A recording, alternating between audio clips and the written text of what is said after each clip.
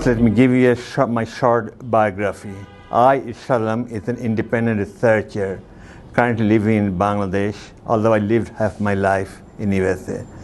I'm engrossed in writing a translation and commentary of the Naqshbandi Sufi text Maktubat-e Imam Rabbani, and my translation is available on the web.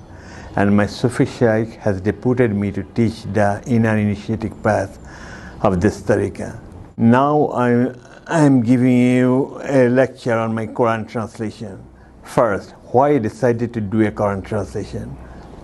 I felt it's critical to write a new translation of the Quran replete with the interpretations made by the Shaykhs of our tariqah, as I'm a devoted adherent of a Naqshbandi Mujaddidi Sufi tariqah. And I followed the Tafsir al-Mazari, written by the great scholar of India, Qazi Sanaullah Panipati,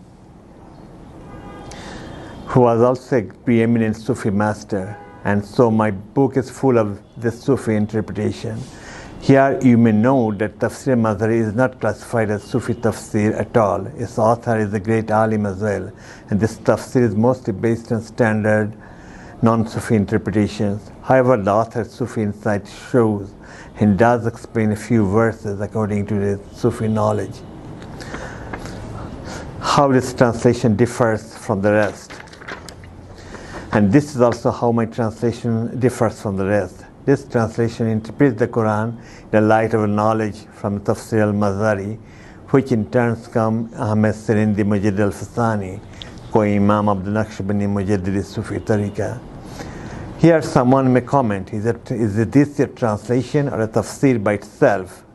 I'd answer that all Quran translations are interpretation of the Quran by the translator, and many well-known English translations can also be called tafsirs. For example, the translation by Allama Yusuf Ali or by Muhammad Asad. Now, what are the roles of tafsir, hadith, and worldview in Quran translation? Tafsir.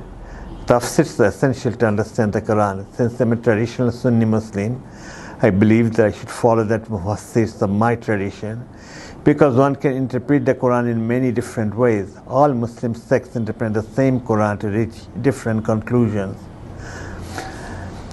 I'm learning Quran from Tafsir al-Banzari, written by Qazi Sanaullah Panipati, who was also a great scholar of Hanafi Mazhab and a Sufi Shaykh of the Naqshbandi.